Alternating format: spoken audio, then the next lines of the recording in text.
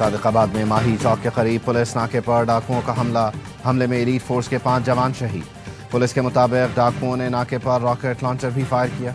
Police کی جوابی کارروائی میں ایک ڈاکو مارا گیا۔ پولیس کی بھاری نفری حملے کے بعد فرار ہونے والے ڈاکوؤں کے تعاقب میں روانہ۔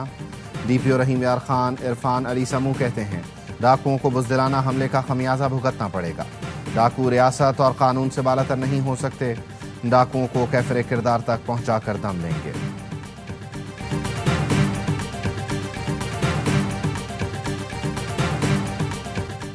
ملتان میں ساہو چوک خانیوال روڈ پر سبزیوں سے بھرا ٹرک کار پر الٹ گیا۔ 3 افراد جاں بحق افراد میں 2 خواتین اور 1 مرد شامل۔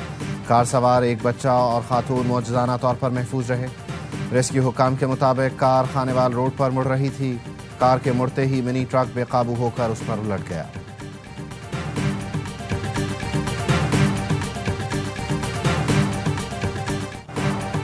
حکومت نے پیٹرول 7 روپے 54 پیسے فی لیٹر سستا کر دیا۔ 1 لیٹر پیٹرول 264 روپے 61 پیسے کا ہو گیا۔ ڈیزل 1 روپے 48 پیسے مہنگا۔ نئی قیمت 285 روپے 83 پیسے مقرر۔ نئی قیمتوں کا اطلاق ہو گیا۔ وزارت خزانہ نے نوٹیفیکیشن جاری کر دیا۔ ایل پی جی کی قیمت میں 17 روپے 74 پیسے کمی۔ 1 کلو ایل پی جی کی قیمت 215 روپے 36 پیسے مقرر۔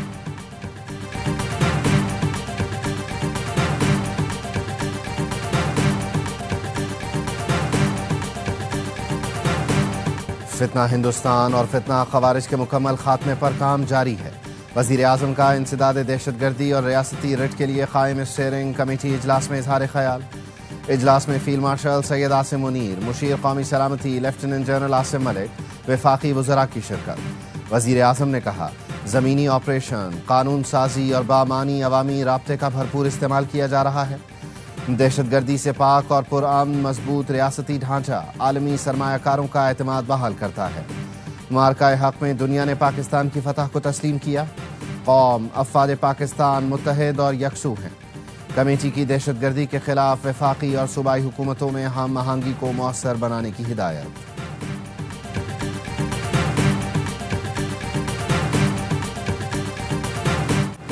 9 مئی مقدمات میں پی ٹی آئی کی مرکزی قیادت کو سزا۔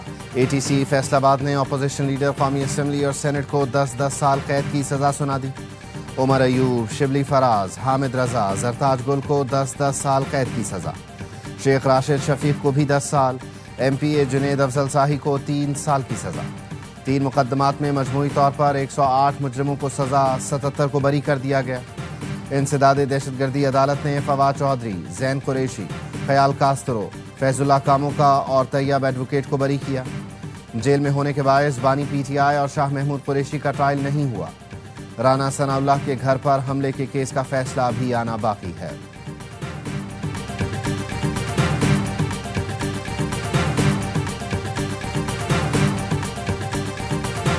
سارے کیسز سیاسی بنیادوں پہ بنے ہیں، سارے بیسل سے ہم ان کو ریجیکٹ کرتے ہیں۔ انشاءاللہ تعالیٰ ان کو ہائی کورٹ میں چیلنج کریں گے۔ وہ اب بھی وقت ہے، ہوش کے ناخن لے، اس سسٹم کو بچائے۔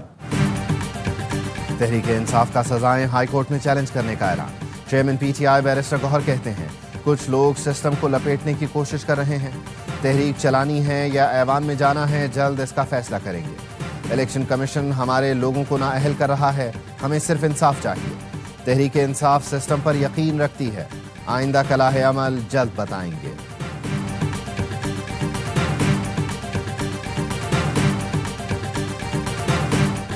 فیصل آباد کی عدالت کا فیصلہ انصاف کی جیت ہے۔ آئین و قانون کے مطابق 9 مئی کے مقدمات پر سزائیں دی گئی۔ وزیر اطلاعات عطا تارڑ کہتے ہیں فیئر ٹرائل میں تمام شواہد عدالت میں پیش کیے گئے۔ 9 مئی حملوں کا ماسٹر مائنڈ جیل میں موجود بانی پی ٹی آئی ہے۔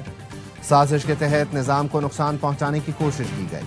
آئندہ کوئی حساس تنصیبات سرکاری املاک کو نقصان پہنچانے کی کوشش نہیں کرے گا۔ نااہلی کا سلسلہ شروع ہو گیا۔ سب کے بیچ میں کھچر گوپا ہے۔ تحریک انصاف کے درجاتی سمیت میرے دوست کے گنڈا پور کے جو ابتدائی طور پہ اپنے آخری مراحل میں جا چکا ہے، لیکن کیونکہ اس نے اپنی خدمات پیش کی ہے اور آگے پیش کرنے کی باتیں کر رہا ہے تو بچت کے بھی چانسز بنا رہا ہے اپنے۔ پی ٹی آئی ارکان کی نااہلی کا سلسلہ شروع ہو گیا۔ علی امین گنڈا پور اپنے اختتامی مراحل میں آ چکا، خود کو بچانے کے لیے خدمات کی پیشکش کر رہا ہے۔ 5 اگست کی کال کے پیچھے بھی گھناؤنا منصوبہ ہے۔ سینیٹر فیصل وابڈا کہتے ہیں MQM پاکستان کی طرح PTI پاکستان کی نئی شکل بنے گی۔ PTI کے نظریاتی لوگ بانی اور پارٹی کی پیٹھ میں خنجر گھونپ رہے ہیں۔ وزیر اطلاعات پنجاب عظمہ بخاری کا کہنا ہے سیاست کی آڑ میں دہشت گردی کا باب اب بند ہونا چاہیے۔ اس طرح کے فیصلوں سے ملک کے لیے منفی سوچ رکھنے والوں کی حوصلہ شکنی ہوگی۔ ایسی حرکت کرنے والے اب ایک نہیں کئی بار سوچیں گے۔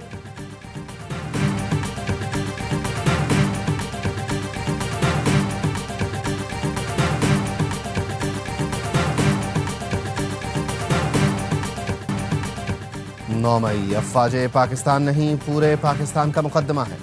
DG ISPR پہلے ہی 2 ٹوک انداز میں واضح کر چکے سانحہ 9 مئی کو بھلایا نہیں جا سکتا۔ منصوبہ سازوں، سہولت کاروں اور شرپسندوں کو معاف بھی نہیں کیا جا سکتا۔ آزادی اظہار رائے کی آڑ میں ملکی سلامتی پر وار کرنے کی اجازت نہیں دی جا سکتی۔ دوست ملکوں سے تعلقات کو نقصان نہیں پہنچایا جا سکتا۔ قانون واضح ہے، ریاست اور افواج پاکستان کے خلاف پروپیگنڈا کی اجازت نہیں دی جا سکتی۔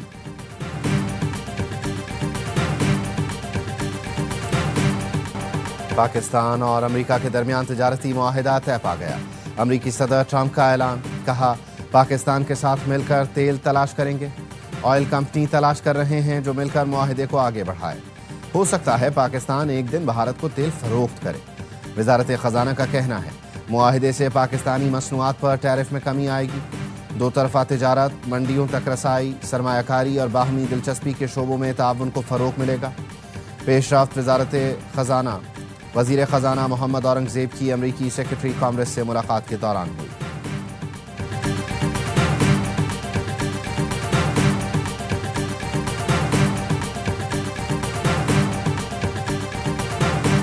وزیر اعظم شہباز شریف کا تجارتی معاہدے پر امریکی صدر ڈونلڈ ٹرمپ سے اظہار تشکر۔ سوشل میڈیا پر اپنے پیغام میں لکھا، گزشتہ رات واشنگٹن میں دونوں ملکوں میں تجارتی معاہدہ کامیابی سے طے پایا۔ تاریخی تجارتی معاہدے کو حتمی شکل دینے میں امریکی صدر نے قائدانہ کردار ادا کیا۔ معاہدہ دونوں ممالک کے درمیان تعاون مزید بڑھائے گا۔ نائب وزیر اعظم اسحاق ڈار کا بھی پاک امریکہ تجارتی معاہدے کا خیر مقدم۔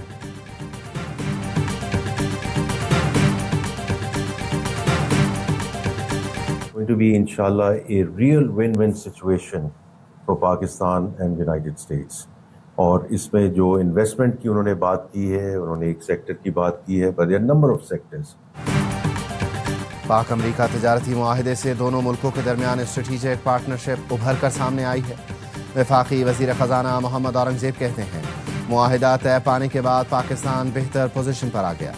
تجارتی معاہدے کے نتیجے میں توانائی، معدنیات، IT اور دیگر شعبوں میں ترقی اور سرمایہ کاری کے وسیع امکانات روشن ہو گئے ہیں۔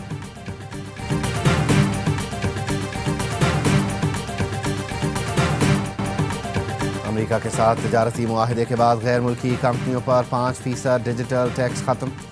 FBR نے آن لائن کمپنیوں کے کاروبار اور خدمات کی آمدن پر عائد ٹیکس ختم کر دیا۔ اقدام پر IMF کو اعتماد میں لیا جائے گا۔ امریکہ سے تجارتی معاہدے کے بعد پاکستان سٹاک مارکیٹ میں زبردست تیزی۔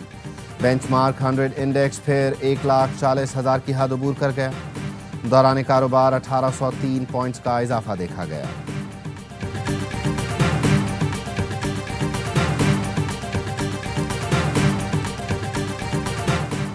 ایران کی ایٹمی طاقت بننے کی صلاحیت ختم کر دی۔ کارروائی نہ کرتے تو ایران کچھ ہفتوں میں ایٹمی طاقت بن سکتا تھا۔ ایران کارروائی کے باوجود اب بھی اچھی باتیں نہیں کر رہا۔ صدر ٹرمپ کا وائٹ ہاؤس میں تقریب سے خطاب، کہا فلسطینی ریاست کو تسلیم کرنے سے متعلق کینیڈا نے جو کچھ کیا وہ پسند نہیں آیا۔ امریکہ نے غزہ میں خوراک کے لیے $60 ملین دیے، کسی نے شکریہ ادا نہیں کیا۔ غزہ میں صورتحال اچھی نہیں، اس کے لیے اقدامات اٹھا رہے ہیں۔ صدر ٹرمپ کی روس پر بھی تنقید، بولے روس جو کر رہا ہے وہ افسوسناک ہے۔ روس یوکرین جنگ میں ہزاروں فوجی مارے جا رہے ہیں۔ روس اور یوکرین کی جنگ اب رکنی چاہیے۔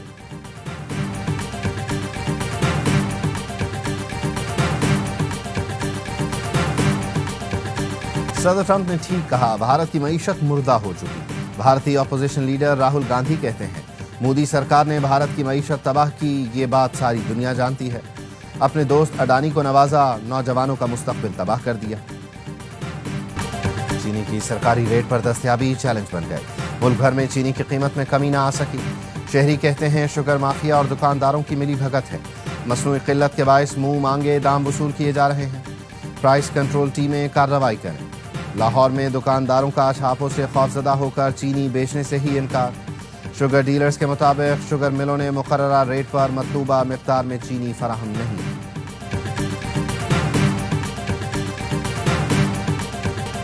ملک میں چینی کا کوئی بحران نہیں، چینی امپورٹ اور ایکسپورٹ پر غلط تاثر پیدا کیا جا رہا ہے۔ چینی کی سپلائی اور قیمتوں کا کوئی مسئلہ نہیں ہے۔ وفاقی وزیر رانا تنویر حسین کہتے ہیں چینی کی نئی قیمت پر عمل درآمد کو یقینی بنایا جائے گا۔ چینی پہلی بار درآمد نہیں کی جا رہی، گزشتہ سال چینی کا سرپلس ذخیرہ موجود تھا جسے مد نظر رکھ کر برآمد کا فیصلہ کیا گیا۔ وزیر اعظم کی ہدایت پر چینی درآمد کی شفافیت یقینی بنانے کے اقدامات۔ چینی کی طلب قیمتوں میں استحکام کے لیے حکومت نے 1 لاکھ میٹرک ٹن چینی درآمد کا ٹینڈر جاری کیا۔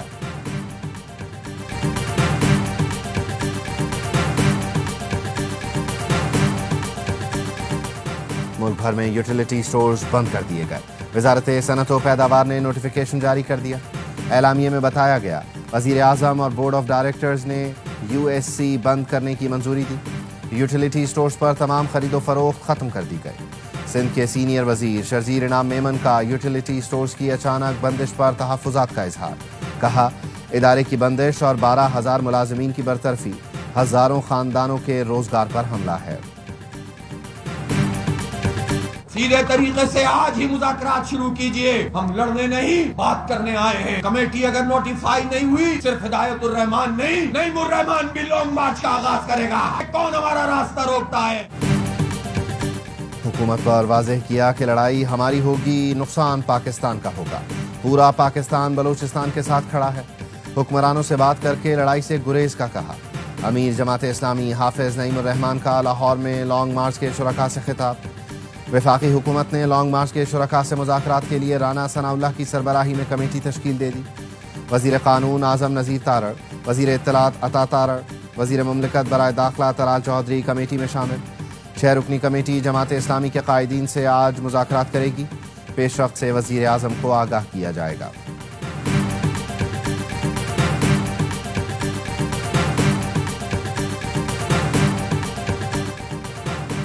Chairman joint chiefs of staff committee کا مصر کا دورہ۔ جنرل طاہر شمشاد مرزا کی دفاعی اور سیکیورٹی مذاکرات کے تیسرے دور میں شرکت۔ مصری صدر عبد الفتاح السیسی سے ملاقات، باہمی دلچسپی، دو طرفہ فوجی تعاون، سیکیورٹی امور پر بات چیت۔ مصری وزیر دفاع کمانڈر ان چیف سے بھی ملاقات ہوئی۔ جنرل طاہر شمشاد مرزا کی جامعہ ازہر کے امام سے بھی ملاقات ہوئی۔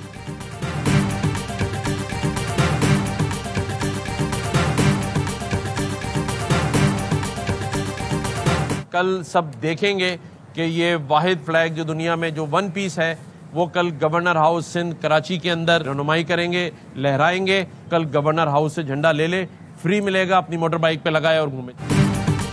14 اگست کی تیاریاں آج سے شروع ہو رہی ہیں۔ گورنر ہاؤس میں پاکستان کے سب سے بڑے بغیر سلائی اور جوڑ والے قومی پرچم کی رونمائی ہوگی۔ گورنر سندھ کامران ٹسوری کہتے ہیں پرچم کی رونمائی کے بعد مارکہ حق جشن آزادی کی 14 روزہ تقریبات کا باقاعدہ آغاز ہوگا۔ شہری موٹر سائیکل کے لیے قومی پرچم مفت حاصل کر سکتے ہیں۔ تقریب سے خطاب میں گورنر نے مینگو فیسٹیول کو آزادی مینگو فیسٹیول کا نام دے دیا۔ کہا پڑوسی ملک کو بتا رہے ہیں آم ہم کھائیں گے اور گٹلیاں آپ کو دیں گے۔ گلگت بلتستان میں سیلاب کی تباہ کاریاں، 37 علاقے آفت زدہ قرار۔ ضلع دیامر میں سب سے زیادہ تباہی، 12 مقامات پر ایمرجنسی نافذ۔ ترجمان جی بی حکومت کا کہنا ہے سیلاب میں 22 گاڑیاں بہہ گئیں، 10 افراد جاں بحق، 10 سے 15 سیاح اب بھی لاپتہ ہیں۔ سیلاب سے گلگت بلتستان میں 20 ارب روپے کا نقصان ہوا۔ بحالی کے لیے 44 کروڑ روپے کے منصوبوں پر کام جاری ہے۔